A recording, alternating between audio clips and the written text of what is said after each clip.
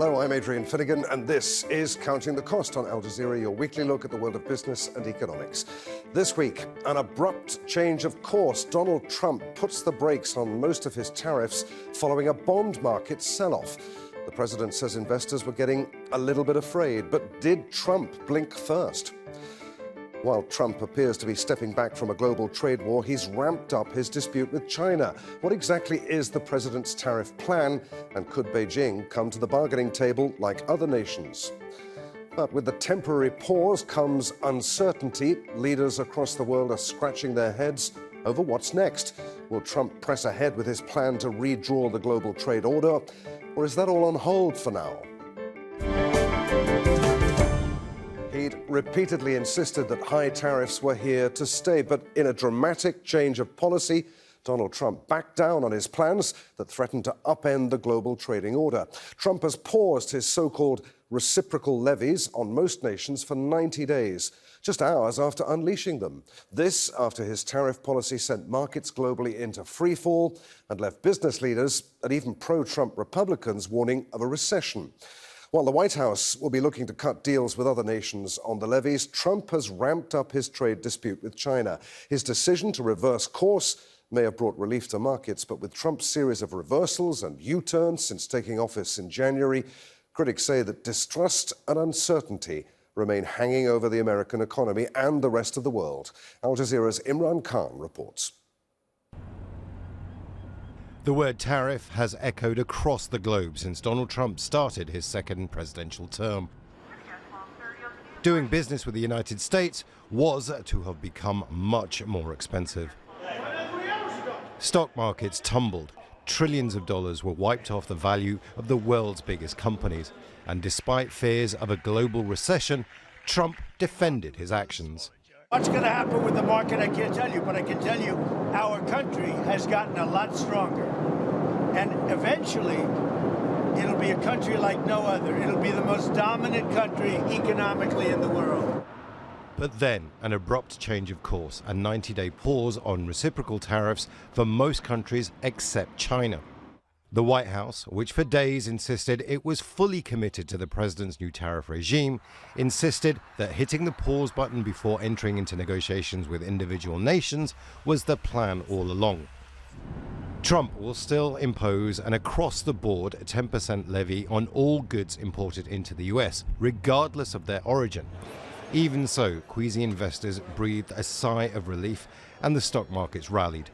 As for China, Trump seems set on escalating a trade war, accusing Beijing of a lack of respect. He raised tariffs on Chinese goods to 125% after Beijing announced retaliatory tariffs of 84% on US goods. China reacted. Recently, the United States has imposed excessive tariffs on all its trade partners, including China, under various pretexts. This seriously infringes upon the legitimate rights and interests of Chinese enterprises and severely disrupts the stability of global economic order. China strongly condemns and firmly opposes it. Analysts say that China has been planning carefully, suspecting since Trump's presidential campaign that he'd wage economic war against it if he won the election. China's economy is already in the doldrums. Whether it can navigate through the incoming storm remains to be seen. But after a week of investor panic, tumbling stock and bond markets and growing public and political disapproval, the rest of the world is left to scratch its head, wondering if President Trump has made a strategic retreat or if it has merely witnessed the famed art of the deal negotiating strategy at work on a global scale. Imran Khan, Al Jazeera, for Counting the Cost. Now, events are moving with dizzying speed, with new developments, twists and turns coming seemingly out of the blue. Keeping everyone guessing and catching the world on the back foot is the way that President Trump wants things, it would seem. Now, we're recording this program on Thursday, the 10th of April, but by the time you see it, anything could have happened. So bear with us as we try to keep the conversation within its expiry date as we bring in our panel of experts to discuss the apparent chaos. From Riverdale Park in Maryland is Alan Tonelson. an economist who's written extensively on the trade deficit between the US and other countries. He's also the founder of Reality Check, a blog covering economics and national security. And in Washington, D.C. is Matthias, an associate professor of international political economy at Johns Hopkins School of Advanced International Studies. Welcome to you, gentlemen. Let's start with you. And did the president blink first in his own game of dare? I think there's no doubt that the president decided that the introduction of this new era in U.S. trade policy had to be made much more gradually and much more selectively than had been the case with the original announcement last week. At the same time, we have to remember that he increased tariffs on China to 125%, that he also only paused the originally announced tariffs for 90 days and basically told the rest of the world it's time to come to the negotiating table. It's time to try to strike deals. And from all accounts, the rest of the world has been very responsive. So he hasn't yet, Alan, stepped back from his threat to upend the global trading system. That's exactly right. And I have to point out that the global trading system really needed to be, in your words, upended, because it hasn't been on a sustainable course for quite a long time, unless you think that the United States can keep acting as the world's import sponge, as the world's importer of last resort, while its real wealth has been draining away, and that it can keep, again, purchasing all of these products from virtually all other countries without financing those purchases responsibly, and instead by financing them through more and more borrowing, that is to say, sinking further and further into debt. If you think that that's sustainable, then you'll be very unhappy with this so-called Trump trade revolution. If you don't think that that's sustainable, and you shouldn't think that that's sustainable, you'll recognize that this reckoning has been a long time coming, and frankly, it couldn't have it really can't come too soon. Matthias, what do you make of that? Has this reckoning been a long time coming? I mean, in many ways, yes. And this has been true in the United States. That has been very unhappy with the way globalization has unfolded, I think especially since 2000, when China joined the World Trade Organization. And, you know, the shedding of manufacturing jobs has gone on in a steady pace. I would add to, you know, what we discussed earlier, that the pause in tariffs only comes on the extra reciprocal tariffs, right? So there is still an introduction of a 10% general tariff on pretty much every good coming in the United States, with some exceptions from Mexico and Canada and some specific sectors like, you know, pharmaceuticals and semiconductors and lumber, that will have separate tariff regimes that may have tariffs of up to 25% as well. So it really is not the case, right, that there is a pause in this trade war. As Alan said, I think President Trump realized that, you know, he couldn't take on the world and the bond markets at the same time. I think he was comfortable with seeing the stock market take a hit, but what he was not comfortable with was seeing U.S. existing debt having to be refinanced and new debt having to be financed at kind of unsustainably high interest rates. And I think that's what made him pull back from the brink of it yesterday. But Tash, you're going to have to explain this for the benefit of anyone who doesn't quite understand the bond market here and yields. What has the dumping of government debt got to do with any of this? Was President Trump somehow relying on bond yields to perhaps offset any damage caused by his tariff regime in terms of its impact on inflation? No, not necessarily that. I think the fact that the trade war that he unleashed, the fact that these reciprocal tariffs were quite high, right? I mean, with Europe at 20%, with Vietnam and other Asian countries at over 40%, that meant that, you know, markets started to take fright and that, you know, they were worried about a recession. Additionally, what many investors were worried about is that the U.S. was no longer a safe asset, right? And that they were looking for alternatives, whether it was cash, whether it was gold, whether it was German bonds in other places, that they seemed as more stable, right? And so in that sense, President Trump felt that he had to kind of pull back from the brink a bit and reassure markets that it was still safe to invest in U.S. government bonds. To go back to Alan's point, right? I mean, if his goal is to rebalance the world economy, both in trade and in U.S. debt, his eventual goal is to bring down the over $30 trillion worth of outstanding U.S. debt. That's going to be a lot harder to do if they have to refinance debt that expires at rates that are close to 5% rather than, say, 2, 3, or 4%. Alan, do you want to come in with your thoughts on how the bond market plays into all of this? And also, after the turmoil that we've seen on the markets since Liberation Day, the public disquiet about it as well, can the world actually trust the US anymore? Is it a reliable trading partner?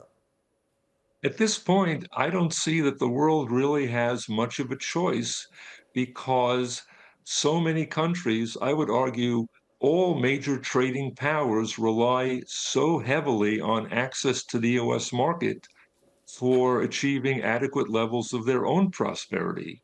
They might hem and they might scream and shout and they may bang the table, but at the end of the day, I think President Trump is exactly right. When it comes to international trade, the United States holds very strong cards, and in fact, most of the high cards.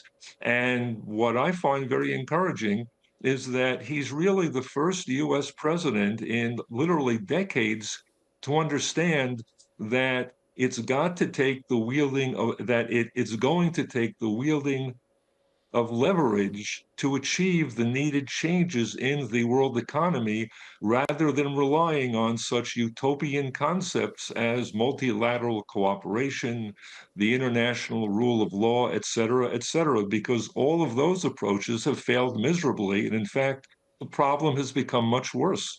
All right, so we still have these across-the-board 10% tariffs in place, regardless of where goods are coming from, imported into the US.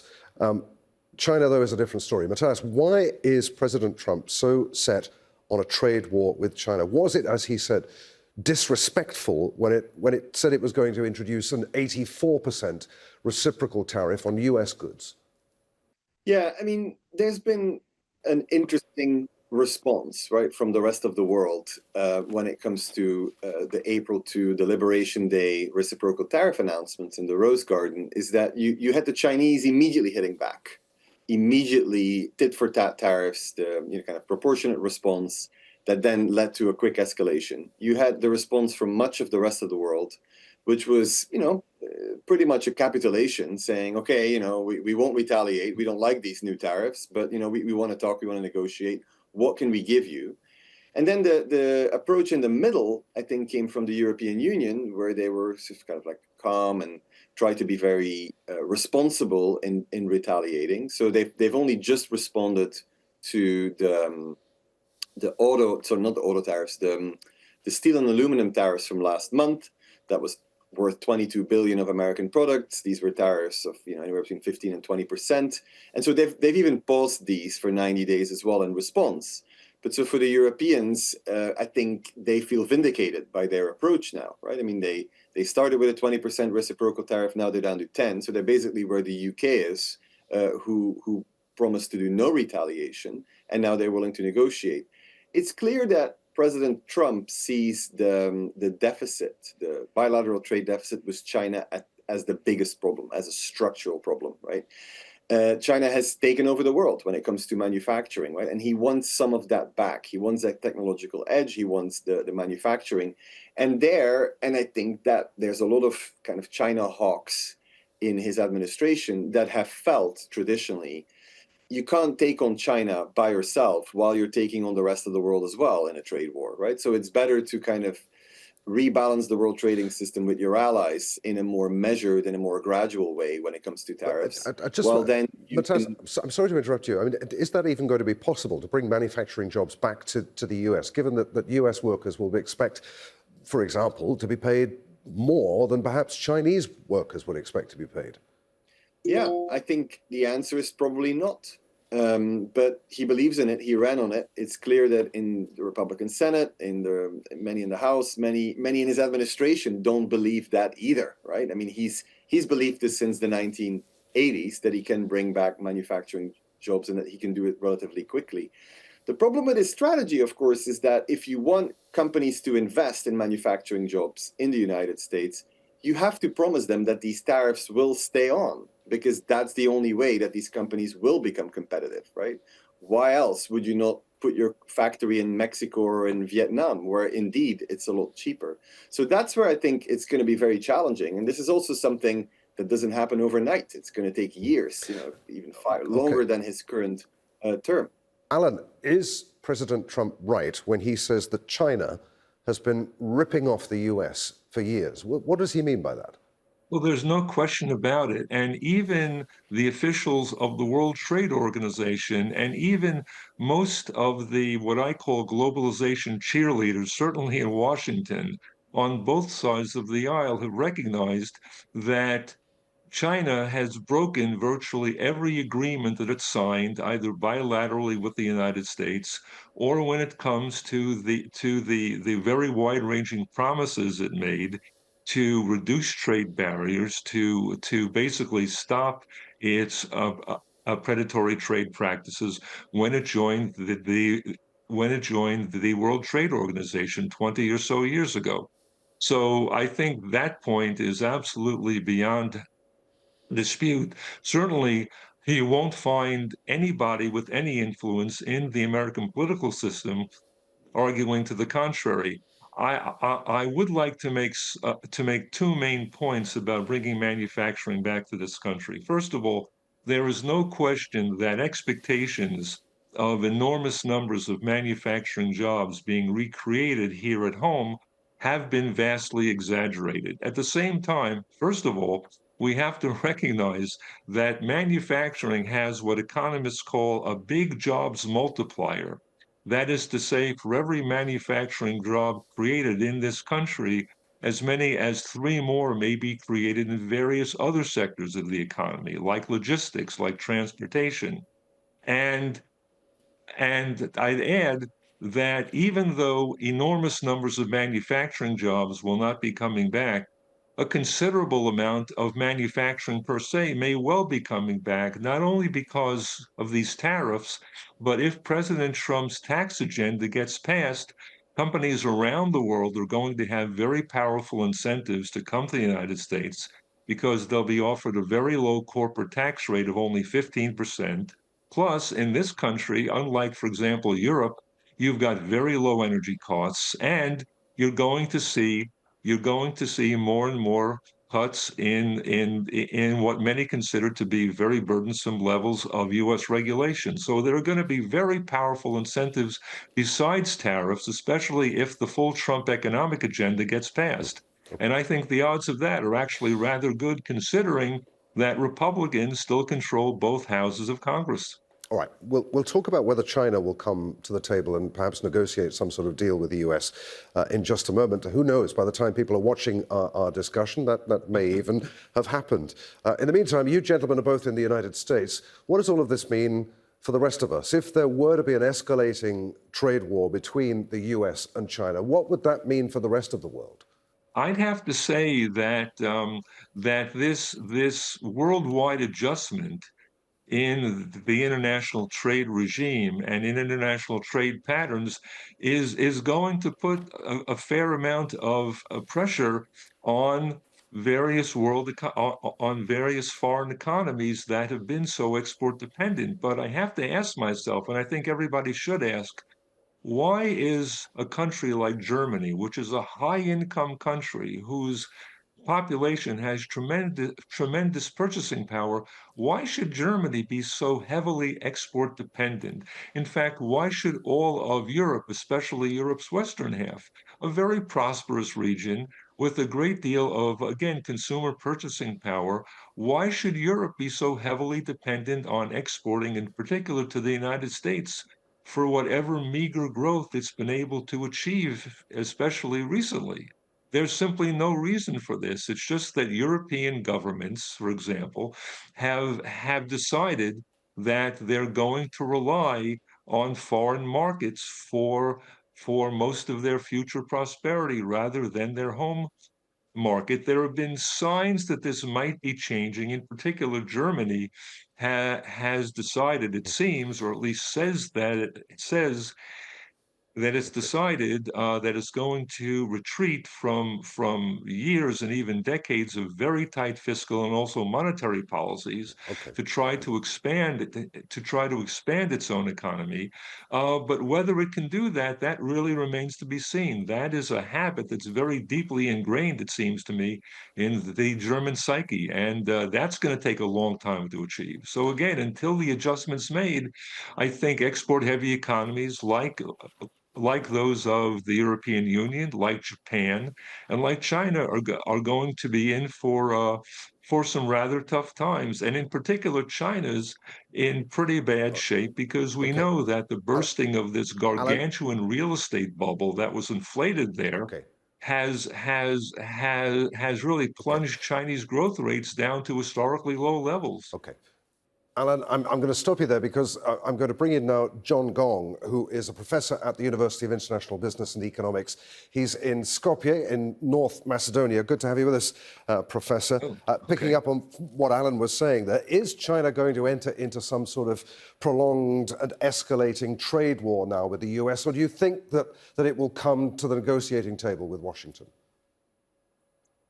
Well, I think definitely it's my own opinion, of course, that China is going to get into some kind of a negotiated solution. I think for two reasons. One is that if you look at the history here, during the first trade war with the Trump administration, that was back in 2018, 2019 timeframe, both sides acted very tough initially for some time, and eventually both sides did sit down and reach some kind of a compromise, reach the solution.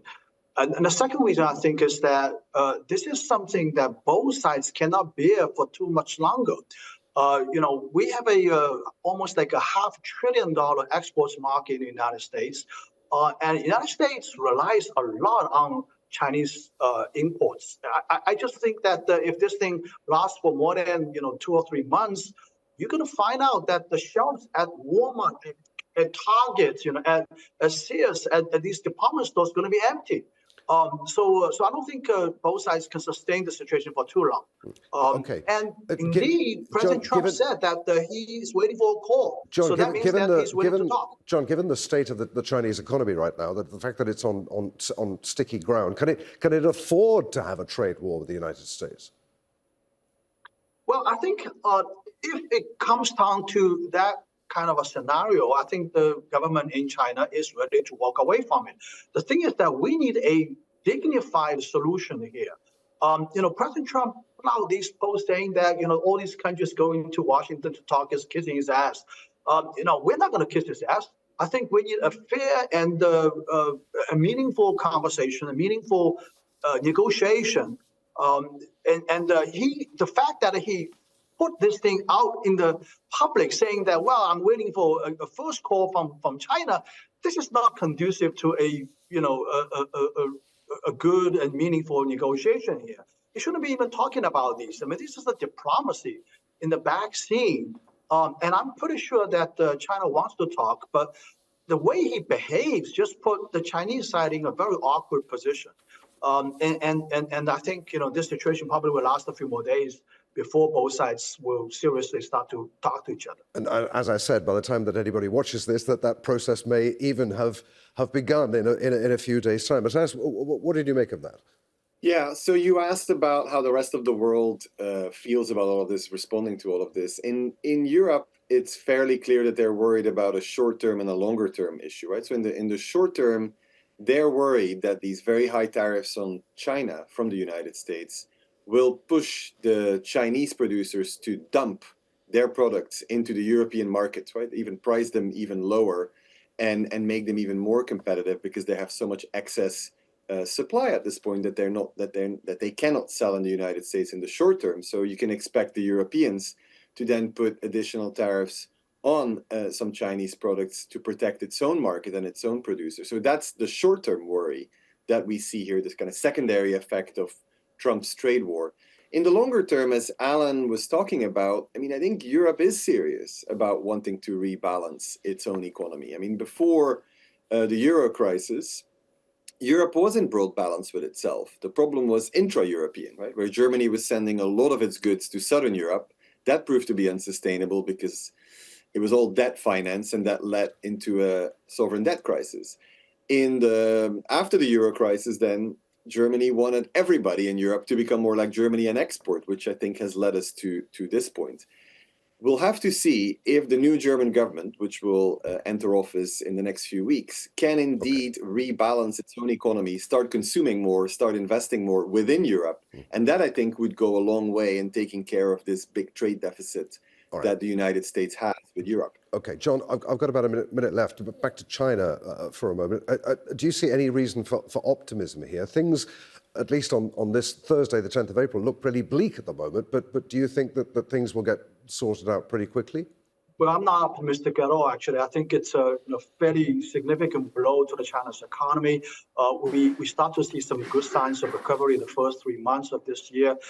Now, all of a sudden, this tariff shock was imposed on China. But even if I'm not so much optimistic, I think at the end of the day, this is something that both sides have to talk. I think it's a matter of how long they're going to wait, how long they're going to play this, who's going to blink eye first game. But eventually, I just can't imagine. I just can't fathom the scenario that Sino-U.S. trade will just say goodbye for good. I don't think that's going to happen. Alan Tunnelson, John Gong, and Matthias Mathius, many thanks indeed for being with us on Counting the Cost today. Pleasure. Thank you. Thank you. And that's our show for this week. If you'd like to comment on anything that you've seen, I'm at A. Finnegan on X. Please remember to use the hashtag AJCTC, or you could drop us a line. Countingthecost@aljazeera.net is our email address. As always, there's plenty more for you online at aljazeera.com/CTC. That link takes you straight to our page, and there you'll find individual reports, links, even entire editions for you to catch up on. But that's it for this edition of Counting the Cost. I'm Adrian Finnegan from the team here in Doha. Thanks for being with us. The news on Al Jazeera is next.